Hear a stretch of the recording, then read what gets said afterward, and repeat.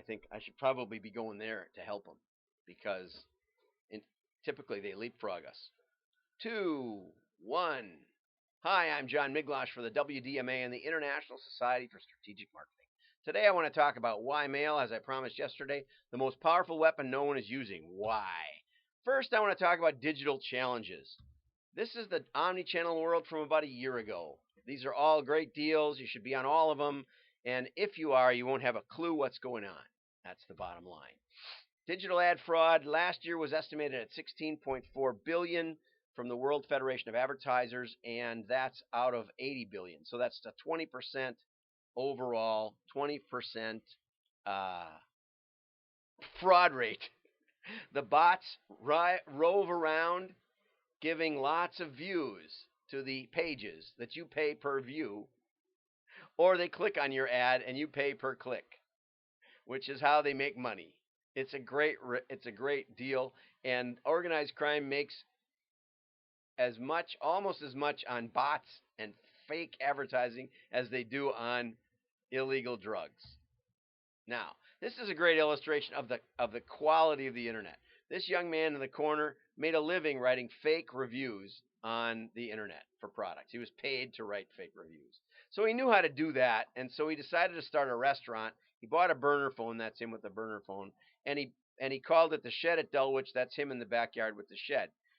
He created fake dishes. This is a soap cake with some ketchup and parsley sprinkled on it. And he started, writing reviews. He started at 18,000th ranked restaurant on TripAdvisor, and in 5 months, he was the number one rated TripAdvisor restaurant in London. The phone rang 5 hours straight. He would tell them, we're not taking reservations anymore. And it's a great, great story, and it illustrates the quality of information on the internet. Okay, what does marketing want? Marketing, really what they're after is cool breakthrough branding, ads that people remember, award-winning ads, customer-centric media placement, which is code for magical big data predictive modeling. They want to be where you're going to be, but you don't know where you're going to be. So they want to be everywhere, but they can't afford to be everywhere. So then they talk about the cloud and all the baloney. I forget. It's blockchain is going to solve everything. Everything is going to solve everything. It's the problem is the fundamentals of what marketing is trying to achieve. What does the CEO want, on the other hand? And I know this is true because I was at an ad agency for a couple of years, and they would trot out the direct marketing guy at the pitches, and we won 5 out of 5 pitches in the years I was there, which is a little like winning 5 Super Bowls. I mean, nobody does that 5 out of 5. I mean, it's just unheard of. And the CEO and president or whoever the chief financial guy was always said, hey, I like the idea that you have accountable advertising, scientific advertising, that you can tell us what's working and what isn't. Because what does the CEO want? The CEO wants known customer results. I want offers that I know are going to work. Okay? I want known return on investment. I want to put $1 in the box and get a couple of dollars jumping out. And I want scalable growth. So I don't want just the tiny box, where we can pare down to the. I had a cataloger call me this week, and they said, well, we went to this new modeling guy, and our profits are up, but our sales are down like a lot. I said, yeah, that's what they do. They tell you they're going to cut the waste and increase the profits. What good is that? Then your overhead's too big. Then you're unprofitable over there, and it's just moving money around. You need to be growing and be profitable, both. That's what the CEO wants. Okay? So, how do we do that? In direct mail, we can do it. If you stop advertising on Twitter and you go to Instagram instead while you're doing all the rest of the stuff and the email and everything else in this big cloud of nothing, you don't know what's going on. But if you mail your customers, because the engagement is so much greater, you mail them, or then you don't mail a few of them. You hold some out. You can tell what's going on. In Musician's Friend's case, they were owned by Guitar Center, a retailer who thought every guitar that Musician's Friend sold was a guitar that got stolen from them. And those guys were owned by an investment group in Dubai without a real mail culture. So every year they would ask us, why are you spending so much on the catalog? They spent like $10 million a year or something on the catalog. And they were, no, there was more than that, but it wasn't a lot more. Let's say $20 million. and they were doing half a billion dollars. So it was a pretty good deal. Anyway, so we didn't mail a few, and what happened? Well, overall, the ones we didn't mail did $12 in the aftermath of the mailing, because they were still mailing them 3 or 4 times a week, emailing them. And the ones we did mail did 22. So you put $1 in, you get an extra 10. Pretty good deal. Oh, and so we held out some for 3 months. You save yourself $3, and you cost yourself $22 in sales. But it's understandable. It's trackable. It's absolutely solid numbers, unlike the crazy pixels and the tracking and the cookies of the world, where even if it's on your screen and you never see it again, but if you put enough of them out there, somebody's going to buy accidentally. No causal impact to that ad.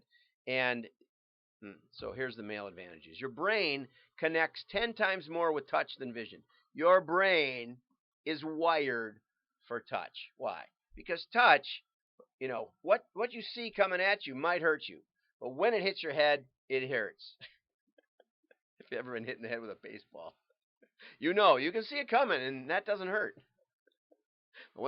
So the more things that actually hit you, the worse you are. So your brain is wired to be very sensitive to when it gets there and duck, But the warning comes with, the warning is important, but the pain is the real thing that we're wired for.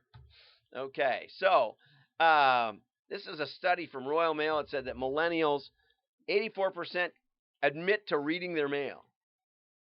50% admit to ignoring digital ads. Now, I believe that's way, way low. Because, it's been documented now in scientific studies that we ignore the perimeter of the website. We ignore those ads on the side. Our brain has figured out a way to go in the center, and if you use Firefox, you can hit a button, and all of it disappears, which I love. I do that all the time. Okay, so I contend that it's a golden age of mail. It's a golden age for a couple of reasons. One is it's such a great deal. If you use Google, and I got this, I don't know, I didn't footnote it. It is in my longer talk. But for florists near me, it costs you $5 per click. 50% don't touch anything and leave.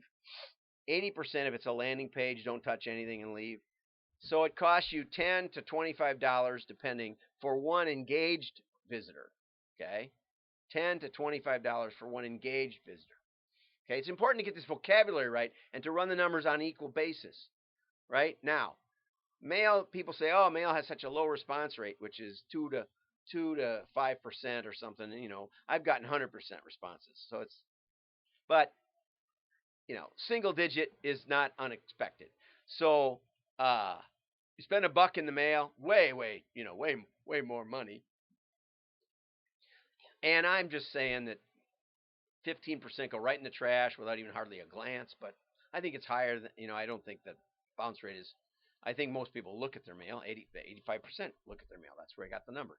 Okay, if it's a really promotional that I have no interest in, maybe it's higher than that. So I'm giving mail 1 to 150 that people don't look at it.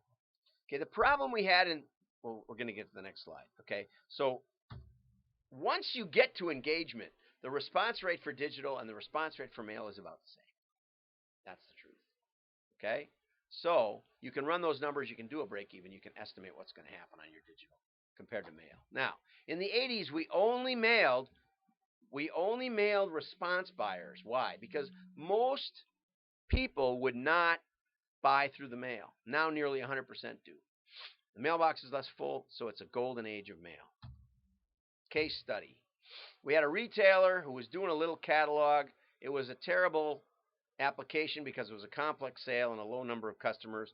And the new marketing guy who was from a soda pop company said, why would we mail people who've already bought? Why mail people who've already bought? So we started the holdout test, and we showed them the value of mail. And we found out that there was a 300% ROI on the catalog. Okay, so we started sending other messages. We started testing messages. We also redid the holdout because we found out that there was a huge pass along, 900%. Okay, and in 2017, sales were up 35%. They were growing before that by opening stores, but this was same store over store. So mail delivers, it connects with your brain, it cuts through ad clutter. There's ways to clearly test and prove things. It's a great laboratory. It lets the customer tell us what they want instead of trying magic. I'm John Miglash for the WDMA and the International Society for Strategic Marketing.